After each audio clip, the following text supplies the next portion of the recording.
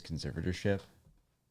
We're live. I know. But wait, what were you reading about? I was reading about the Britney Spears conservatorship. Like the custody battle with her dad? It's not a custody battle.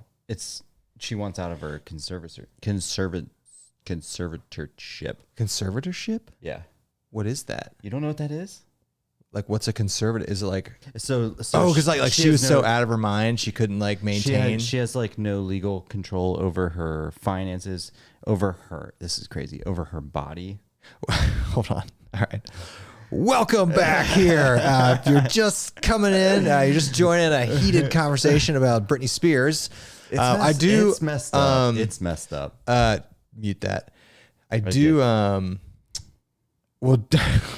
we do have a lot of backpacking things to talk about. What were you saying here? So, okay. First, what are we drinking? Oh, we're drinking Yellowstone. So this is a great store pick from the Liquor Barn down in Kentucky. So we're going to get this pouring. All right.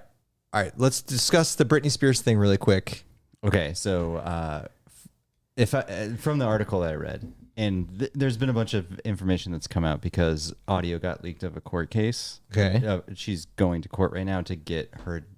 I believe she's trying. I don't know if she's trying to get out of the conservatorship or get her dad off. Can you just do a quick Google on what the dictionary definition of this word is? Well, so basically her life is owned by a trust. Okay. And there is a. Do we need to call in the legal help for the third mic? and so she can't do anything. Get this, she can only travel right now to Hawaii or Louisiana. That's the only outside of California. No, here's the messed up thing. Okay. This is so messed up. She's on forced birth control. Wait. Yes. A minute. Yeah. Is this real? Yeah. And she has to wait, for a while she's legally sterilized? Mm-hmm. Really? Yeah. She wants to have a child, but she's not legally allowed to. Okay, how did this happen? Her dad got it. I don't know. Like, she's had some. I mean, she's a child star. They have all those. She's had it rough. I mean, she's being sterilized against her will. Mm-hmm. Yep. Wow. This is real. I'm not kidding. No, I don't doubt that you are telling the truth. Yeah. I want to peel back the layers of this onion a little bit. Yeah, I mean, maybe we'll just have to do a whole separate Britney Spears podcast. Do you think we could get her agent on the phone? her agent, I don't know if she is allowed to have an agent, or is it her agent have to be chosen by the trust? Now, get this. So she refuses to work now because her income is. Dude, this is so good. I know her income's controlled by. There's her father. Her father is in charge of some part of her life, and then there's actually a firm that specializes in these that controls another part. Free Britney. I know it's if you had a child kid star, I would totally lock that up. Like, would you? She's had a spell. When she's also this is true. She's also forced medication and mandatory 3 times a week therapy. Whoa. She is legally forced to take lithium. Whoa. Yeah. Maybe we can get her on the show. I don't think she's legally allowed to. No. Hey, Britney, what got you into backpacking?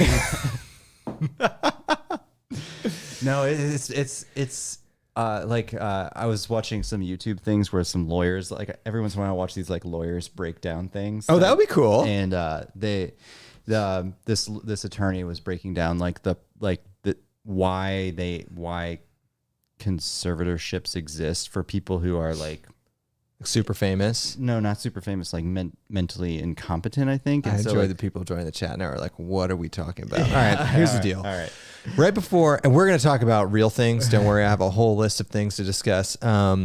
The conservatorships are usually used for control of senior citizens. Literally right before I clicked the stream button, Andy started telling me about this thing with Britney Spears. No, it's and it just sounded too weird. And then I clicked the stream button, but I still wanted to hear what this was about. So that's why we're talking about this Britney Spears conservatorship, where apparently she doesn't legally own aspects of her life and well-being, and she's forced to take birth control and antidepressants. Yep. and forced to like see a therapist by choice of the. But didn't she? This is my own. I don't want to keep asking questions. Didn't she have to legally sign this? No, it was. She didn't agree to it. Never. Like I'm assuming she was over the age of 18 when this happened. I don't know the history of it. Okay. I don't. All right. So, but it was like her father. I knew she had a really weird controlling dad. Yeah, and so she was I think over the last couple of years she's able to get her father like only to be able to control a certain portion, and then she's got a firm that controls the rest of it. Dude, her dad must be loaded then. He gets 1%. Oh, interesting dynamic. So he's not in it for the money. No, the money's a lot. Well, he gets 1% though. He gets he was getting 1% of her earnings. Like this is for years. So so he's got a lot of money then. Yeah. I was like 1%. She's probably doing fine now, but she's not like. She's a resident show on the Vegas Strip. Not anymore. She stopped doing it because she wasn't getting paid. No, because she didn't want her father to get paid. I like it. Yeah. I will say though, if I had some child star that was like, I'll be like, yeah, we're signing all sorts of stuff. Like if you're like 8 years old and it's like some Justin Bieber stuff where you're like making bank, right? You kind of have to. Well, yeah, but not to legally like control her life. Like no, but you're taking control. But like, hey, a third of the money goes here, a third of the money goes here. No, I'm like, no, I raised you. I'm like either the agents are getting this money or I'm getting the money. Like, you have to protect them from like, shark agents and stuff. Yeah, but then it's just like, yeah, sure. As a child star, I guess I can get behind it. But you know what? Oh, here, sorry, I'm reading the comments. It's her damn money. She entered into this to be able to see her children. Okay, yeah, because was that the trade-off? Like, maybe. I'll sign this stuff and I get to see my kids. Yeah, I guess you kind of have to. I don't know the history of it, but it's all coming out. Well, pieces of it are coming out right now because audio got leaked. I didn't even know this was in the news. Yeah, it just got leaked. Yeah, go ask Allie. I know, right? She's probably watching. Once again, my wife is worthless when it comes to these sorts of legal questions. Her legal area of expertise is nothing that we've ever encountered on this podcast or in life in general. So she'd be like, "Oh, she's like, I don't do that." It's fair. She's like, "I can't legally comment on that." It's true. Yeah. All right. Okay. Well, Brittany, if you ever want to come on the podcast and tell your side of it, we'll Skype you in. But you see all like over the years you've seen like all the hashtag free Britney stuff, and now you're learning more about this is why. Yeah, you're learning more about how psycho it is. Yeah, that is crazy. But now, in defense of this whole like legal thing she's in, she did go off the rails. Yes. Like years ago. I remember that. Yeah, but shouldn't there be a process where like you get your shit together and then you can like... You would think there'd be some stipulation in this legally binding thing she's in where it's like, hey, I got my shit together for a few years and I get my life back. Alex was telling me today that apparently Amanda Bynes is in one too. Really? Yes. All these like child stars. At least Britney's like somewhat famous still. Amanda Bynes. Nobody cares about Amanda Bynes anymore. Her 5 minutes of fame is up. All right. Okay. Sounds awful. Free Britney. I look forward to learning more about this. Maybe we'll do a whole podcast on it. Do we have like an agent? Do you have like someone we can come in and like the Britney podcast, we did the UFO podcast? We'll get John to we'll get John to research it. Dude, I was reading about some crazy outdoor conspiracy theories today, and I think we should do a whole show on them. Yeah. Have you heard about this thing in Russia in the late 50s? What is it? I don't know. All right. God, I can't pronounce the name. It starts with a D. It's called like the Datjuk Pass incidents, or it was in 1959.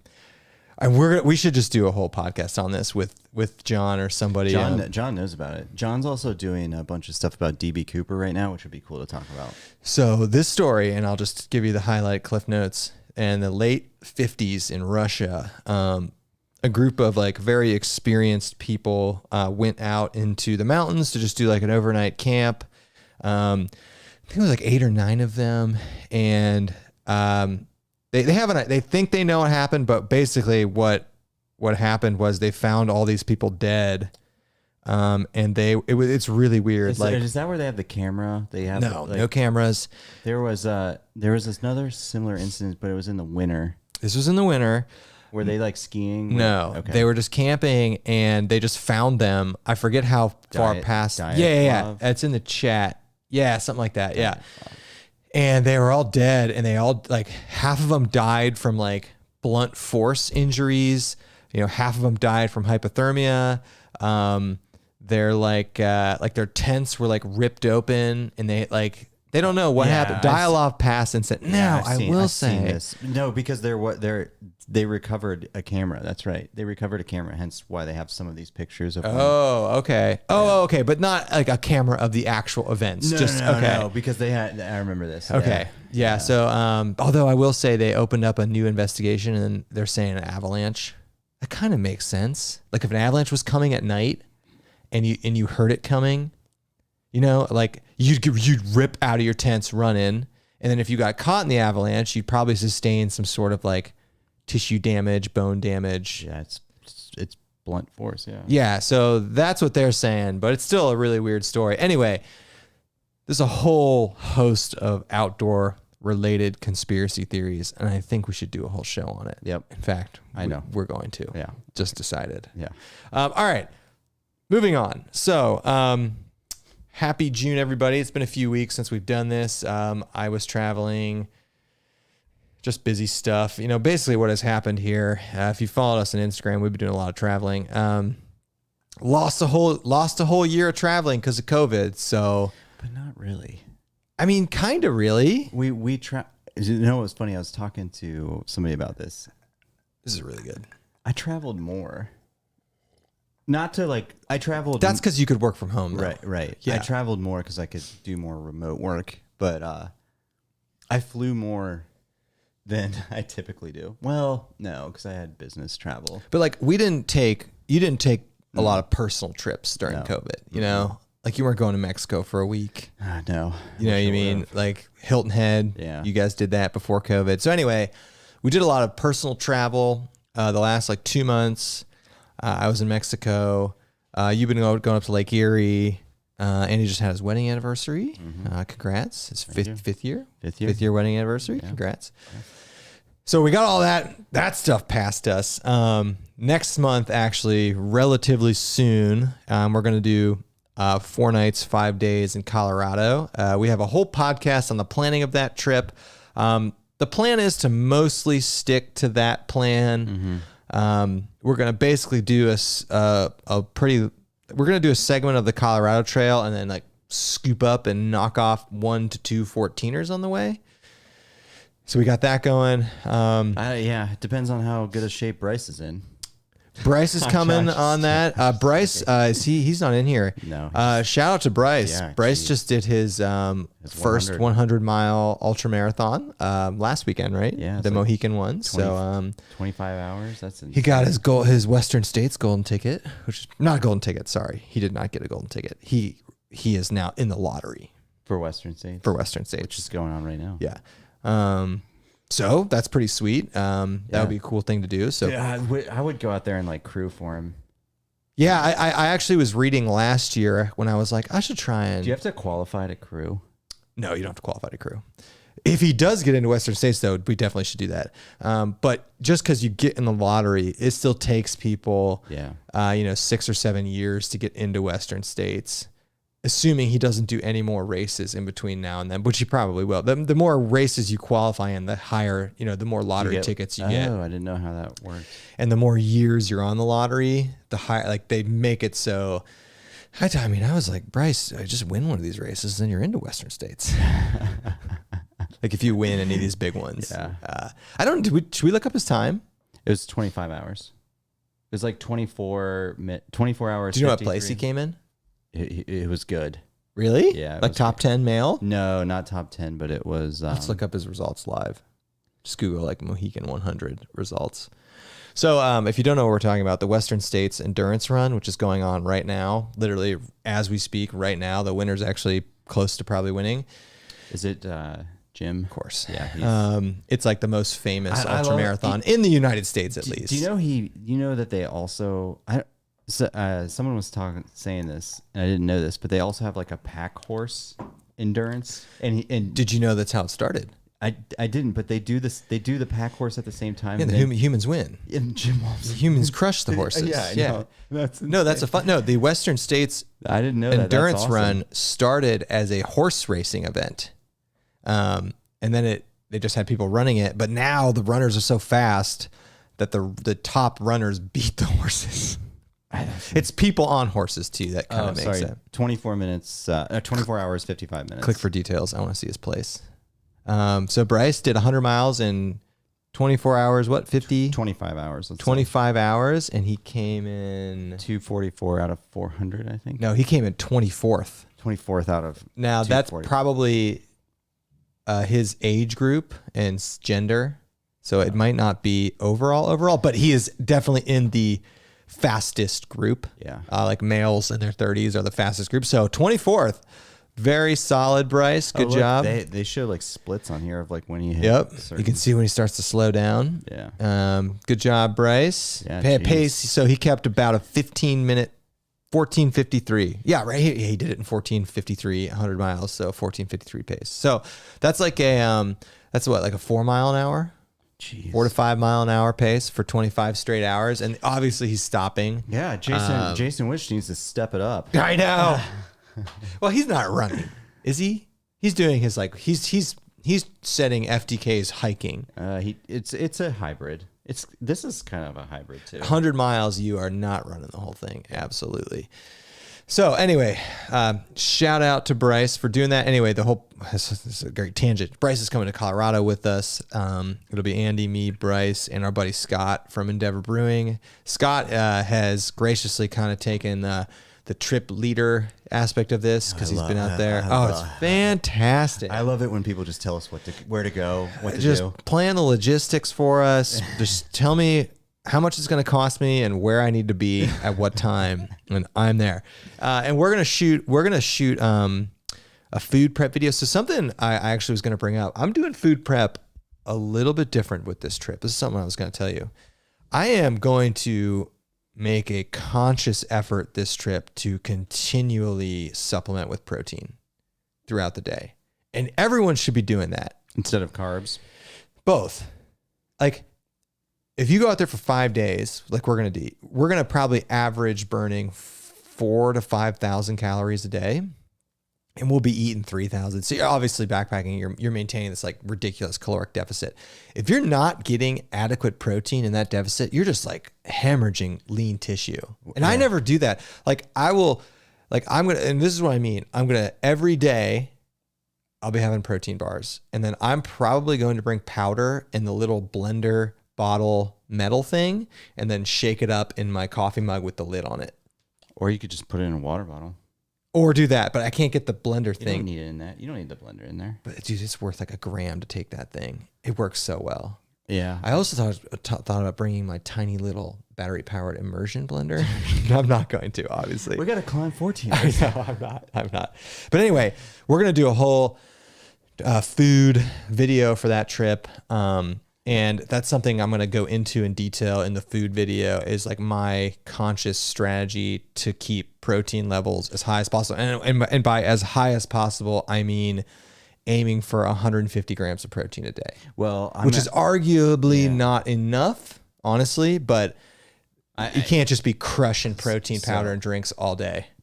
So I'm going to do that as well now that I think about it, because I can't lose muscle tissue there. Right. And after 5 days. Yeah. Also, shout out, Andy's running the Columbus Full Marathon this year. Yep. You know what my new thing is now? You know what I did today? So my buddy Saunders, he's been waffling for like 2 years about doing the half with me, because the half and the full run the same route. So you know what I did today? I just signed his ass up. Surprise! Yeah. Yeah. Tomorrow I'm running between 14 and 15. I'm going to shoot for that. I'm not going to run with you. No, I'm not in deer. You're in better shape than me running right now. Yeah, but I got to like... The name of the game, don't get injured. No, I know. That's the name of the game. So I'm going to do like 14 or 15 tomorrow, and then next weekend I'm going to take it down a little bit. Yeah, I mean, you got 3 months. I know. So I'm just gonna like The really good thing about Columbus, so this gets into my next point, discussing the TRT plans, which have changed a little bit. We'll get into why.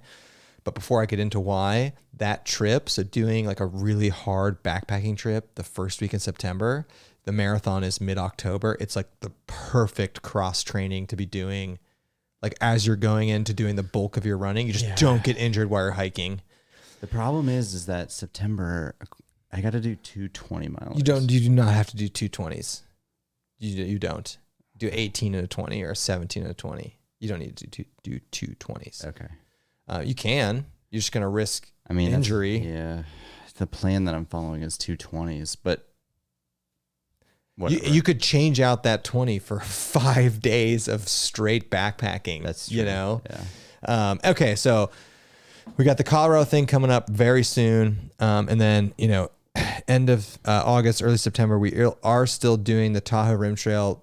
Huge caveat, though, I can only do half of it. So what happened was I switched jobs, as like most people during coming out of COVID. I didn't switch career fields or anything. I just switched employers. And because I'm joining an employer halfway through, I don't have as much vacation. So it was either do 2 weeks on the Tahoe Rim Trail or do a week in Colorado and a week in Tahoe. And that's an easy pick for me. Yeah. So I don't know what half of the Tahoe Rim Trail we'll do. We'll try and figure that out. But we're only gonna be able to do like 6 or 7 days. So actually, to be quite honest with you, we'll be able to do more than half of it. But we're not gonna be doing the whole thing this year. Things change. Life changes. I'm just glad to be able to do some of it. But yeah, not going to do 2 weeks in Tahoe. Going to do a week in Colorado and a week in Tahoe. So I think that's a fair compromise. Some people are saying this is a good idea. For protein on the trail, bro. You just take a small Nalgene. Of protein powder? No, the small Nalgene that's like this big. To use it. But don't you think my idea of using the coffee mug with the lid and the blender bottle will work? That's gonna go all over the place. I know, you got to be real. You got to. Don't you think if you hold it like this? Okay. That's a good idea though. So do they make super small Nalgenes? Mm-hmm. Yeah, that'd be heavier.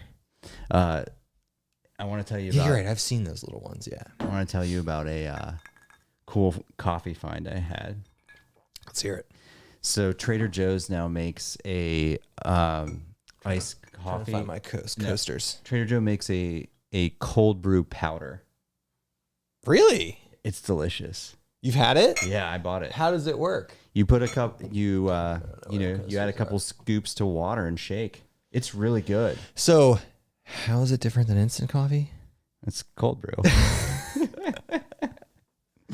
I mean, you could do this with instant coffee, right? Yeah, I guess. I think this tastes better though. And is Starbucks the only one that's making this? No, Trader Joe's. Sorry, does it have the other typical Trader Joe's stuff in it? I've never seen. I think it's. This might not be real science, but maybe it's more soluble in cold water. No, that makes total sense. Yeah. Okay, so it was good. Hey, are you bringing that? I don't know. It's delicious. See, I don't mind. I put it in the blender bottle. I don't mind hot coffee even in the summer. No. I wasn't saying it's going to replace hot coffee. You were going to bring it as well. Yeah, I know. By the way, I bought a bunch of instant Black Rifle. I got a bunch for you. Yeah, I'm out of instant coffee. I'll give you a bunch. I've never been out of instant coffee before. I got like 20 of them for you. Yeah, I want to know the coffee loadout for Colorado Trail will be fun to do. That'll be something interesting. But yeah, we'll do a whole video on that. We'll do some other videos about Colorado, but we will be out there for 5 days, so it'll be a legit trip. So we'll have that in July, and then end of August, early September. Brittany Collins says Starbucks has a version too. I didn't know that. Yeah, there's no way Starbucks is letting Trader Joe's get the jump on them with the cold brew. No, I've seen like little packets that you put in. But I've never seen like the actual instant version before. All right, next idea. We take an Nalgene, we bring the cold brew packets, and we just have cold brew like being brewed all day. Yeah. Like in our packs, because it's like jumping around, So we have like the cold brew Nalgene. We could bring the carafe. Hey, well. Hey, I'm curious to try this instant cold brew. It's good. It's real good. That's pretty cool. All right. have a few stories to share. I don't know if we're there yet in the podcast. Sure. There's no there. It's just That's whatever we want to do. yeah. Okay. Do you want me to go straight to the bear attacks? God, the bear attacks have been bad lately. Did you hear about the one last week? I think so. I've heard about a few. Okay. The one in the hammock. Yep. And I am They survived, but they went and killed the bear. All right. Okay. So what happened? This story came out June 18th. So yeah, 8 days ago. A 16-year-old female was in a hammock, attacked by a black bear, had to be airlifted by the National Guard actually to a hospital. Mm-hmm. Do you know where this occurred? Was it the Smokies? The second site we stayed at the Smokies. That's what I thought. Site 29. Wow. I texted Bryce. So whenever I see a bear attack in the Smokies, I'm like, here we go again. And I immediately texted Bryce the article. I should pull it up. If you just Google Smokies bear attack, it came out like last week. Why are you on the CNOC Outdoors website? Somebody right made now? a good suggestion about for your cold brew about We could use a CNOC thing like a collapsible for cold brew. Yeah, or anything. It's not a bad idea, protein. actually. That's not a bad idea. Love the ideas. Keep them coming. So anyway, wait. Oh, Kern collapsible cups. CNOC has a great collapsible cup. Okay, this could be a good idea. Well, Andy, look at that. Oh yeah, Kern collapsible cup.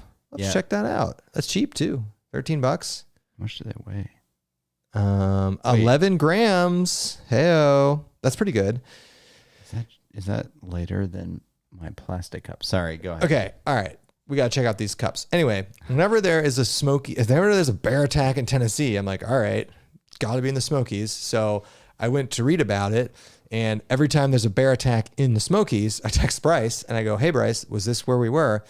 We should pull up the video. So if you go to our Smokies trip we did with Dan Becker and Bryce in December, the second site we stayed at, site 29, is where this attack occurred. Also, That was a nice sight. not the first time a person has been ripped out of their hammock by a black bear in the Smokies, might I add, which is also scary. I mean, I feel like it's 10 times scarier thinking about it in a hammock. Don't you? Because in the hammock, I mean, the bear in a tent, at least you've got, I mean, they'll rip through the walls super fast, but at least you've got some space between your face and the bear. Dude, in a hammock, I mean, you can have a bear just go right up to you and it's ripping you out of there with its mouth, by the way. That's a key point to know here. Like, it's not grabbing you and taking you out of the hammock. It's biting you and ripping you out of the hammock. Now, I should say the good news, this woman, this woman, she's 16, is going to be fine. I mean, she had to be airlifted to the hospital. So the article did not go into the severity of the injuries. Well, I mean, like where would you airlift them from there? She went to UT, Tennessee. No. I mean, like, because I know that site. You're like, they probably do something where the winch cable comes down with the stretcher, right? Unfortunately, they're probably well versed about taking people out from bear attacks from there. They probably, that, right? Like what you see with like the Navy people in the water, they probably send the winch down with the backboard and bring them out. The interesting thing is, though, the article did not say when the attack occurred. And I'm assuming it happened at night because she was in the hammock, but they airlifted her out at 9 a.m. I was like, that's interesting. Well, maybe I don't know. But, because okay, so I don't want to play the, I don't want to. Maybe they're like, maybe it's not that they don't think it's that bad in the morning. Like, oh crap, she needs to go to the hospital. But you would think, or maybe they had to send. Maybe we got cell service at that site though. So, question: I don't want to do the whole victim blaming thing, but was there a reason, like specifically, like food related? They don't talk about it. Okay. All Bryce said was, "I'm glad I hung my food that night." No, the article did not say that, and I would think that site has bear hanging devices readily there. I would think they're probably being fine about their food, but it doesn't say. The article was pretty vague. obviously they killed the bear. Yeah. Which is sad. I mean, you got to though. I mean, Yeah. you got to kill that thing. I wonder if they eat the bear. You think? Trash bears. Like that's not a terrible point though. Like, what do they do with it? It didn't say. They probably destroy it. Well, what does that mean? I don't know. Do they burn it? Yeah. Really? Maybe. I don't know. Yeah, that's a good question. We got a bear burn. What do they do? No, That's disgusting. Yeah, it's a real question though. What do they do? Like these ones that they have to euthanize. Like, what do they do with them? What is it a crazy idea to just let like coyotes or other bears eat them? You probably wouldn't do that though. You wouldn't want to. You wouldn't want to draw camp, things to it. This is a great question. And then depending on how they euthanize it, well, they just shoot it. That's what am I talking about? They don't trank it or anything. So people in the chat are being very helpful. So Rotor Medic Vance says press release said food was properly stored. Okay. The article has statements from the Rangers vouching for the family. Local news. So this is ATOD saying local news said they did all the preparations correctly. Okay, that's good. Jeez. Oh, but that's scarier. Yeah, that's worse. You always want to have like something that you can blame so that you can feel better. And meanwhile, old Bryce is literally sleeping with his food bag. It was that's going to make you think twice about doing that. But were they hibernating when we were there? Listen, that's technically we were there in the winter, so you could say yes, but the idea that all bears hibernate is a myth. Not all bears hibernate. Now, we were there. It was freezing cold, probably, but not all bears hibernate.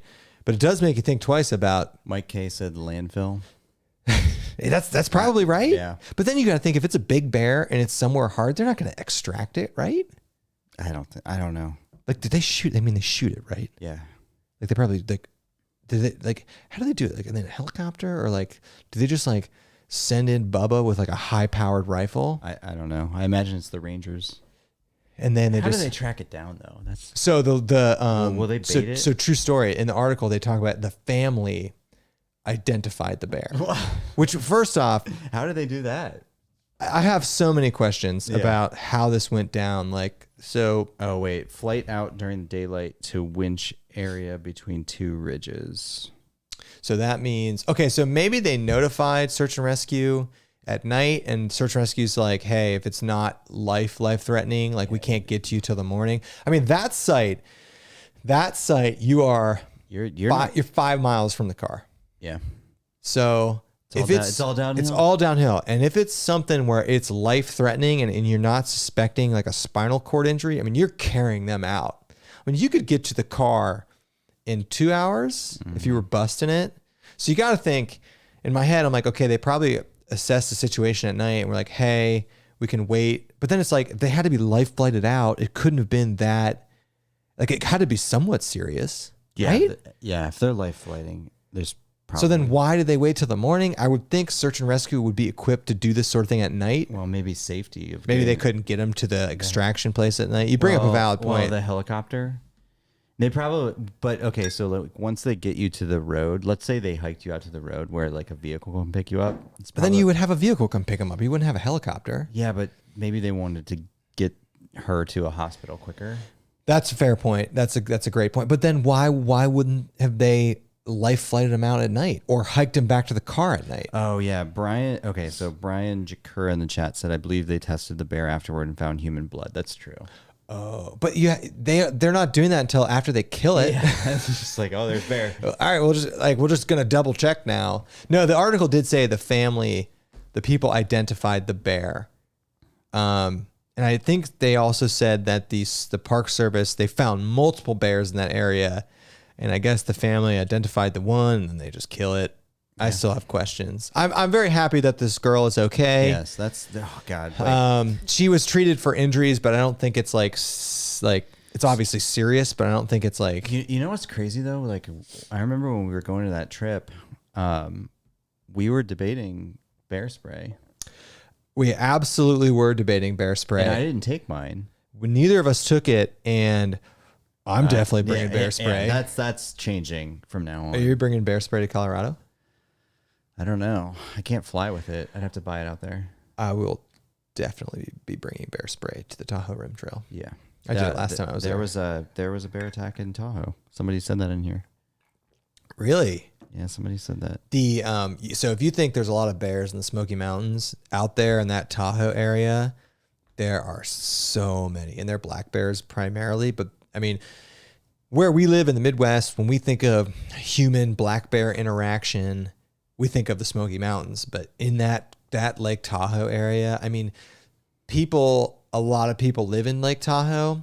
And you got bears, I mean, no joke, and you can Google it. It's hilarious. You got bears going into convenience store gas stations and eating stuff out of there.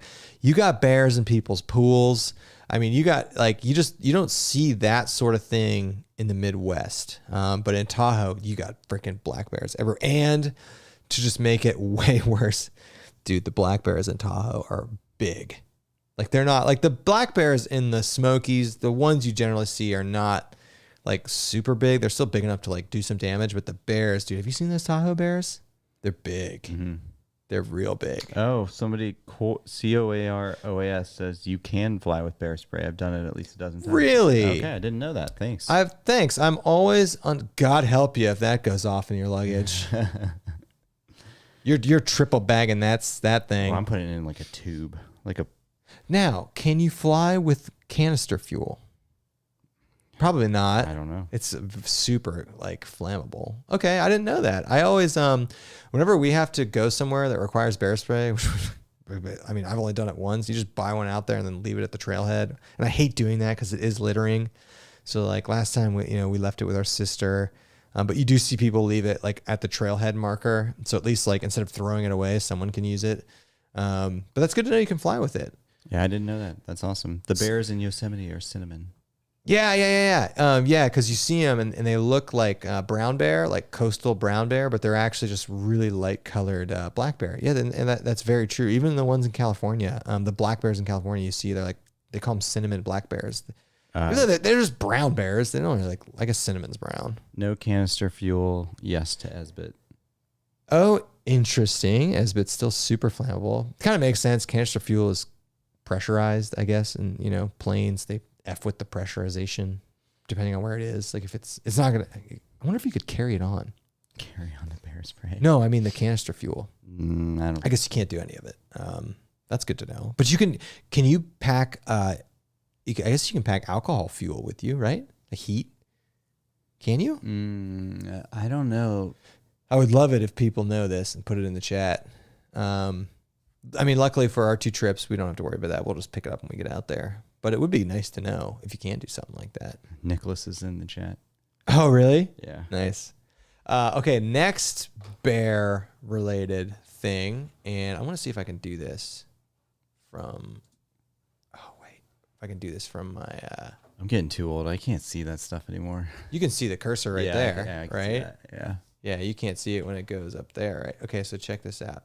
I want to see if I can play this from here. I can. All right, so I'm going to show you guys. Some of you may have seen this. You've probably seen this. Oh, right? yeah. Where the girl sucker punches. Yeah, so this is in, we'll watch it here. This is in Utah. There's a bear. Yep. Ready? Yep. So I'm going to pause for dramatic effect. That is a cinnamon black bear. Mm-hmm. Here we go. Look at this woman. Wait for it. Wait for it. Wait for it. Balls of steel. Balls of steel. Okay. It messed up her finger. No crap. Yeah, I know. There's a... Well, first, okay, did you see this? Did you see it take a swipe at the dog? Yeah. I watched an interview with this lady. I was like, look at, so first off, like right, I think it's right there. Did you see that? Like, I'm surprised that dog, right there. I'm surprised that dog, maybe it was unscathed. You see how fast that bear attacked that dog with the swipe? Yeah. So fast. I think, does it do it again? Yeah, look at that. I mean, they're so, sorry, I just want to watch this again. Like, they're so, look at, oh, that one wasn't, that is so freaking fast. So my question was, first off, okay, you have a dog now, pretty cute dog. Yep. Are you doing that? Dang. That dog's dead. I don't know. I might punch the bear. Would you advise someone to do that? No, and they interviewed the girl, and she's like, that was the dumbest thing ever. When I saw this, first off, I'm like, mad props to this woman. I assume, I've never been in a situation like this, but I assume in this situation, like your decision making is so fast and like you're just instinctual, and this woman just saw her dogs being attacked and you just go after it. So I get that. See, our dog, if a bear swiped at it, she'd dead. She'd either be dead or she'd run away and cowl. Yeah, so a couple of things. I didn't think about that aspect. It was very interesting to me that these dogs had no fear of this bear. I know, that's weird. And the other thing that is worth mentioning, as you can see in the video, the bear is a mama bear with cubs, which, as most people know, is like literally the most dangerous bear-related situation you can put yourself in. I'm trying to think what I would do in this situation. I don't know. Certainly if it was like your child, you're going out there. Oh, yeah. 100%. There's an attachment to dogs. I know. But I feel like your dog's just a goner. No, which is not the case here. No. The other thing is like the bear is on that precipice, right? So in your mind, you're probably thinking, I got a good shot at pushing him. Like if that bear is on the ground. I don't think I'm confronting. I don't think I'm running up and punching the bear, but I think I'm going to the safe. And I think I'm going to grab it. No, there's no way you're going to be fast enough. Well, fast enough for what? To go get a firearm, go out there, take care of the bear in the time frame to save the dog. Yeah, I don't know about the You dog. got like 5 seconds. A bear is eating your puppy in 2 seconds. Yeah, I'm punching the bear. You're going out there. Yeah. You're going out there. Yeah. I can't. Yeah, I'm going after the bear. And then you think, okay, we have this discussion. What's your strategy? Now, this woman, obviously correct strategy. She knows the bear is on the precipice of this ledge, and it's not going to take a ton of force to push it off the other side. Hold on a second. I don't think I like how we diagnose these events on the podcast now. I'm sorry, but like she is not thinking about that. She's not thinking about like, oh, the bear is in a weak position right now. No, you're probably right. She's like, get the F off of my dogs. Yeah, right. No, I agree with that. I'm saying she's somewhat lucky in that she had a pretty easy way to track this bear. If that wall is not there and those bears are just hanging out, the dogs are dead and the woman's dead. Don't you think? Yeah, I'm grabbing a lawn chair. So that's another great question. Now, did we see anything in this? Did we see anything? I don't see. This is in Utah, by the way. And when I first saw this came out like 3 or 4 weeks ago. This is why damn dogs. So yeah, damn dogs. So first off, you bring up a good point. Obviously, well, not obviously. If most people know, the biggest factor in human bear interactions, while hiking at least, is off leash dogs, which makes total sense. I don't know. I don't know why these dogs. I guess they're just territorial. Why they're going after this bear, defending their yard. I mean, clearly this bear. this is not a small bear. No, that was a big bear. I mean, way bigger than that dog. And like, I guess just defending the territory. I don't know what I would do. I mean, clearly you're going out there. Yeah, you're going out there. Yeah. But are you taking the time to grab something? I'm gonna grab whatever I can find. I guess you're right. I don't have time to go to the. You do not have the time, but maybe if you have a house gun that's located close to the door, are you doing that? Okay, next question. I mean, of course, if I had a house gun, I'm grabbing it. Are you? Yeah, but I don't have it. No, I know. Let's say you're carrying. Let's say you have a gun on you. Are you drawn and firing? I don't. And you're like, there's a house right there. No, I think I'm putting a round in the sand. That's probably the best thing. Scare it off. But like this is all us talking about like reviewing a video. Well, like, it's a podcast. Yeah, we can. I think I'm putting a round in the sand. And then you're not, dude. You're shooting that bear. I don't know. You got 5 seconds to react.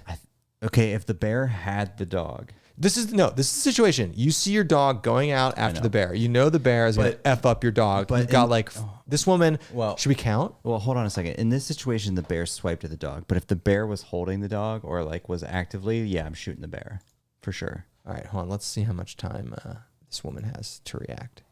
So, okay, you got to bear with us, people. The cursor is the cursor is super small. All right, ready? Yeah. 1, 2, 3, 4. Yeah, see the bear's 5, just swiping at the dog. 6. I think I'm putting 7. You got 7. Dude, I could watch this 100 times. But did you see how once the dogs encountered the bear, look at the dogs just running away. they ran away, but then they ran away, which is perfect. What? So why is the person going out there? I didn't realize that. She thought her dogs were in danger. No, but all the dogs run away, right? But then Oh no, there's still a little one out there. You can't see it because of this thing. There is a little one there to the left. Yeah. See the bear. I love diagnosing this like it's a play on Monday Night Football. There's a great meat eater video that just got put out about firearms versus bear spray. What's the synopsis? Take both. That is a cop-out answer, though. I know it is. When are you ever? Yeah. Okay, so let's diagnose that logic. And do you know any more about why they said that? No, it's just because that doesn't make sense to me. Yeah, it's because the video was sponsored by Taurus. Oh, it was sponsored by a gun manufacturer. Okay.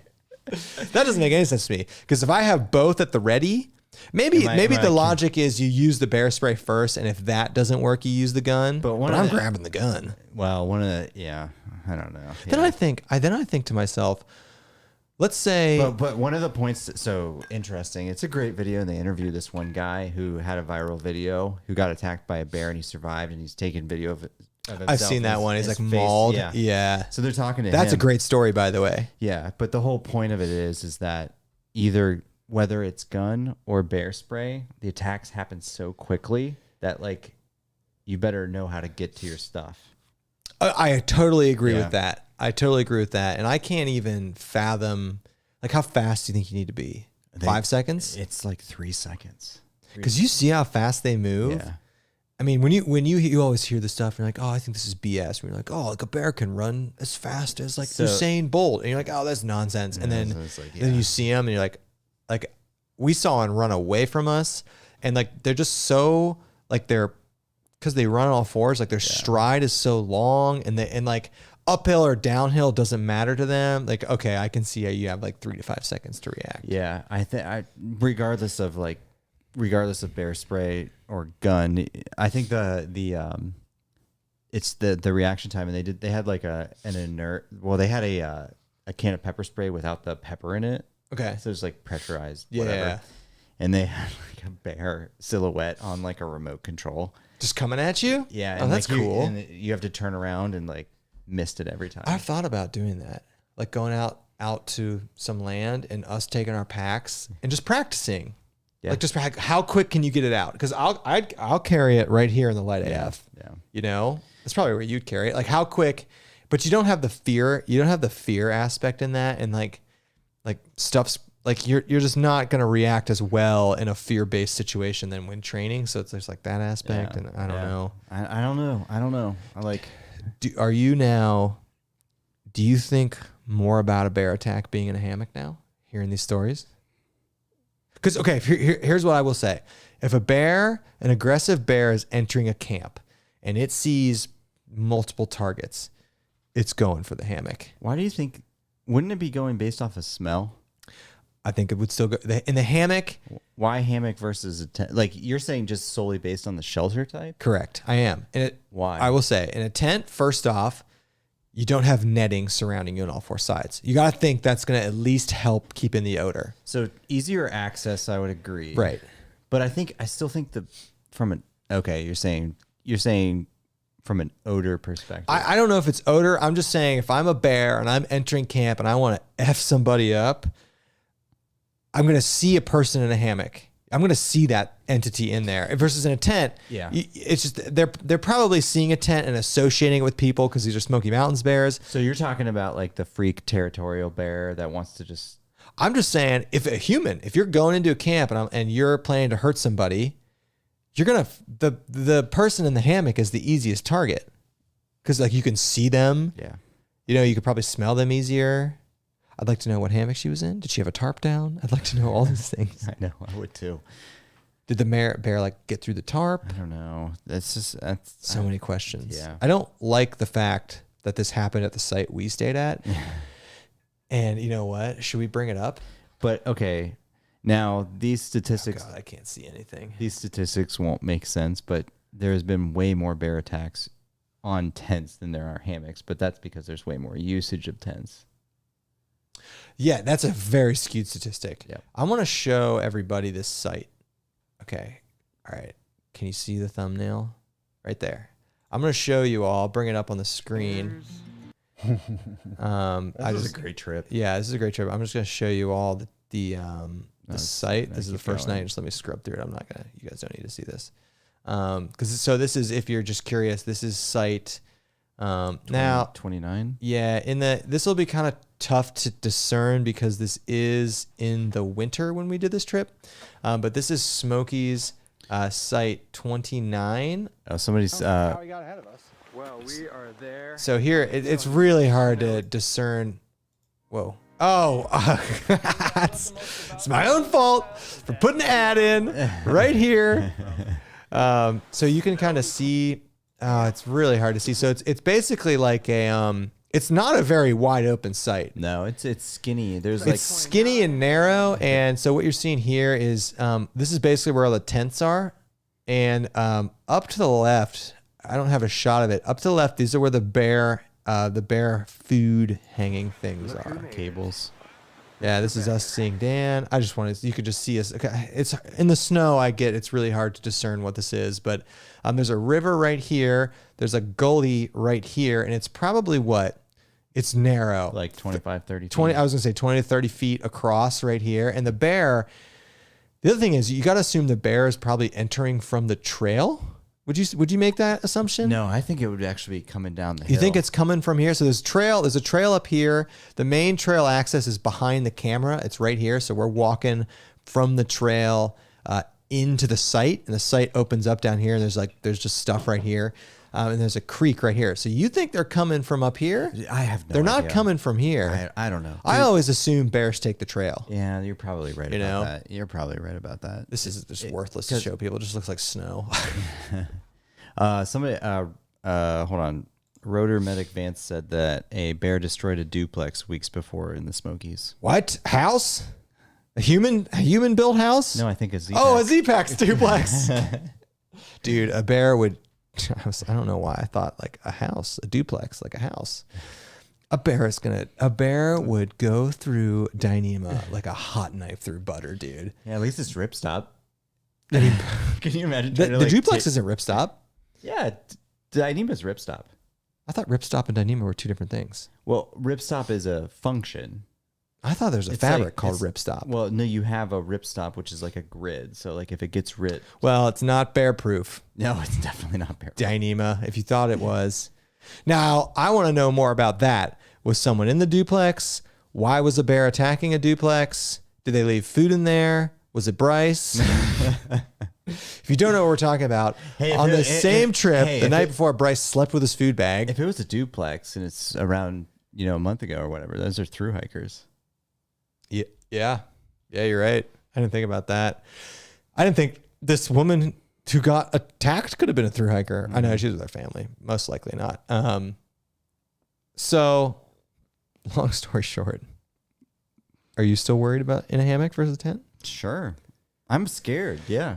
But like I'm saying, if you were to sleep in a tent, would you feel better about it? No, not at all. Really? I No. do. It's just like a weird thing. No. At least I have like 2 feet. I must say though, like, At least, that's great though, because if you're in the hammock and I'm in the tent, at least they're going to you first. like, We'll give you the bear spray. It just gets caught on the bug netting. I'm always curious, At least because when like I always sleep in a hammock with my head like right at the bug netting, and like one time I woke up in River Gorge and David Gray's dog was right in my face and scared the living crap out of me, and I'm like, well, a bear could just do there and just grab my face. So the Z-Packs, as people are talking about this, I'm curious. Okay, so somebody needs to tell us about this Z-Packs duplex situation. Go give it a quick Google there. Okay. Google just Google Z-Packs duplex bear attack and see what comes up. I'll be hilarious if a news article comes up, because like the headline of the article was go to news. No, nothing comes up. Yeah, I would be curious to hear this story. I would, I feel like it'd have to be a thru hiker if it was someone using a duplex in the Smokies. Weekend warriors like us. Duplex is a great tent. Yeah. Not bear proof. Not bear proof. They should make a tent out of the stuff that they make those bags out of. Like a... Oh, the... yeah. Dude, it'd be so heavy. It weigh like 30 pounds. So Andy's talking about you can get those Ursacks that Yeah. are made out of Kevlar. Dude, not a terrible idea. If you're going to a Fognac Island, That's what the... it's got to be lighter than those electrified fences they carry. That's what Grizzly Man should have had. That guy. Oh my God. All right. Okay. A lot of good chat in the going on about best caliber in the chat. Right I would now. like to know the answer to that. What is the best bear caliber? I don't know. With the biggest one? Yeah, A deer slug? Smith and Wesson 500. I see 10 millimeter. I see. Oh, a lot of gun chat. All right. All right. Cool. All right. Another thing I wanted to bring up, because we talked about it. Are you kidding me? Are you kidding me? Yeah, I have an ad blocker. Deal with it. Wait. Oh, yep. I want to bring this up because of the last podcast last week. The UFO report got released. Yeah, I haven't read in depth, but I read bullet points on Here's it. all you need to know. It's like 143 unexplained sightings or something. 144 unexplained sightings by the military over the course of 17 years. Mm-hmm. That's a dozen a year. I think I saw a bullet point and this is obvious, that said like nothing to say like alien life. Agreed. Yeah. Yeah. And I'm not saying it's aliens. I didn't like how they said they know for a fact it's not some other country's technology. You don't know. You don't know that. I just thought the sheer volume, I know we're not going to talk about UFOs, but the sheer volume, this is 144 just ones they're disclosing. You obviously know the super cool ones they're not going to disclose, even if it needs to be. Yeah. 144 Or sightings it'll by the military. It'll be on the report. It'll just be all redacted. That's not like 5. Yeah. That's not even like 50. That's 144 that have been disclosed by pilots. So you know there's way more that pilots didn't talk about. Yeah.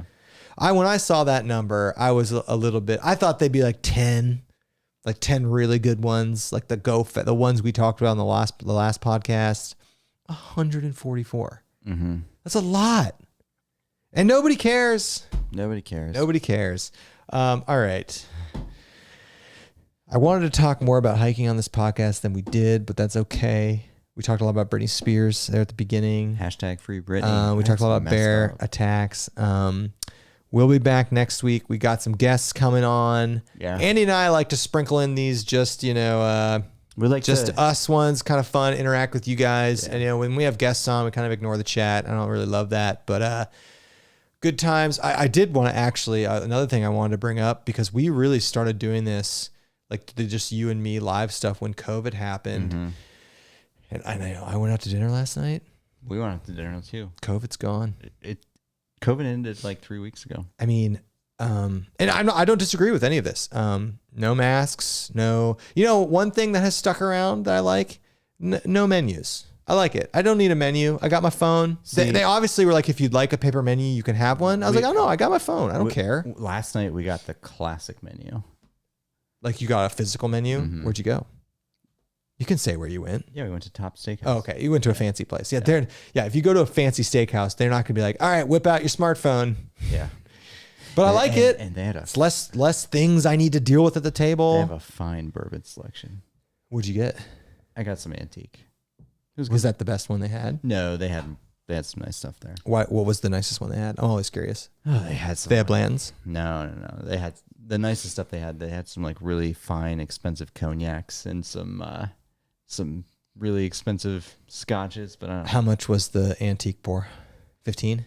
Yeah. Yeah, that's not terrible. But you know what's crazy? To give you a good pour. Yeah. I was at we had a work happy hour a few weeks ago, and the place we went to had Blanton's, and it was $8 a pour. What? Mm-hmm. Where was this?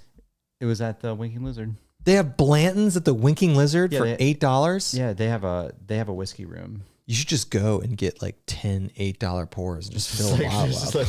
But I mean, if you think about it, it's a $50 bottle. So I would pay $80 for a bottle of Blanton's. Really? Do you think there's 10 pours? I would.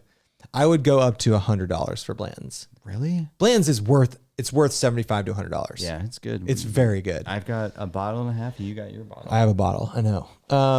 Okay. All right, folks. We'll be back next week. Will we be back next Friday? Is there anything going on next Friday? I think we'll be back next Friday. No, we can't next No. Friday. Well, late night on Friday.